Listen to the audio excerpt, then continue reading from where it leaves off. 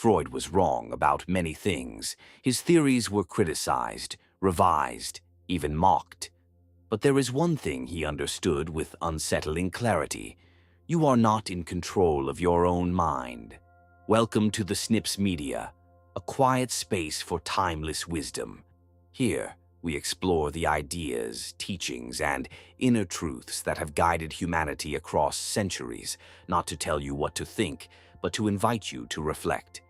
Today, we turn our attention to Sigmund Freud and why forcing it so often fails.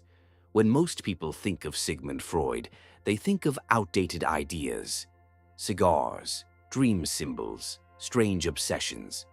But Freud's most important insight was far simpler. He believed that the conscious mind, the part of you that thinks, reasons, and decides, is only a surface layer. Beneath it lies something deeper, the unconscious. And according to Freud, that unconscious is not passive. It is active, persistent, and powerful. You may believe you chose your career logically. You may believe you ended a relationship rationally. You may believe your anger is justified. Freud would disagree. He would say, your choices are influenced by forces you cannot see, desires you have buried, fears you have avoided, conflicts you have never resolved. And the unsettling part is this: you can hide things from others, but you can also hide things from yourself. Freud divided the psyche into three parts: the id, the ego, and the superego. The id represents raw impulse, desire without restraint, pleasure without delay. The superego represents morality, expectation, internalized authority. And the ego? The ego negotiates between them. But here is where Freud was right. The ego is not the master. It is the mediator, and often it is outmatched.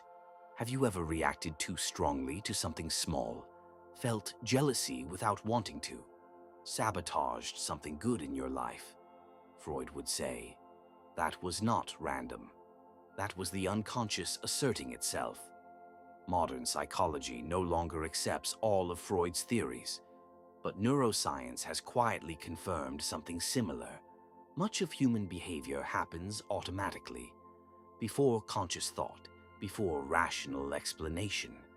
Studies show decisions are often made in the brain milliseconds before you become aware of them. Your mind acts, then your consciousness explains.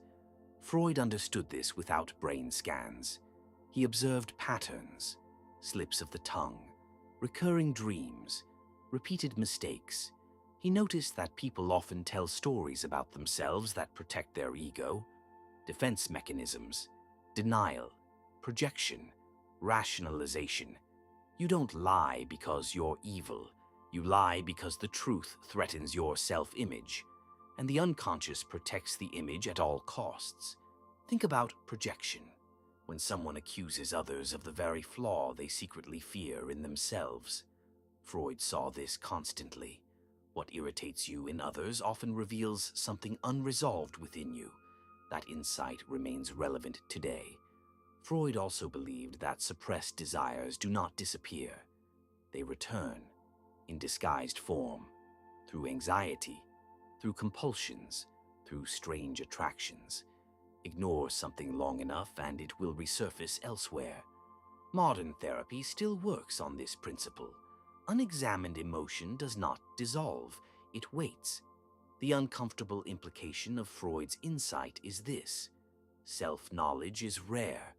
You are not as self-aware as you believe, and neither is anyone else.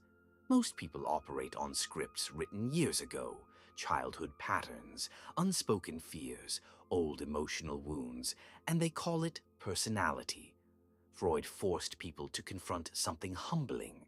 You are divided within yourself. Part of you wants comfort, part of you wants growth, part of you wants approval, part of you wants freedom. And these parts are not always aligned. Was Freud perfect? No. Some of his ideas were exaggerated, some were culturally bound to his time.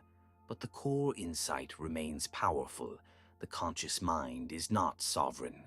You are influenced by forces beneath awareness, and ignoring them does not make them disappear. The real question is not whether Freud was right about everything, it's whether you are willing to question your own motives. Why did that comment bother you? Why does that person trigger you? Why do you repeat certain patterns? If you never ask, the unconscious continues to guide you quietly. If you begin to observe, you regain influence. Not total control, but awareness. And awareness changes behavior. Freud was right about this one thing. You are not a single unified voice. You are a conversation, and the parts you refuse to hear will speak the loudest. The mind hides more than it reveals. The question is, are you willing to look beneath the surface?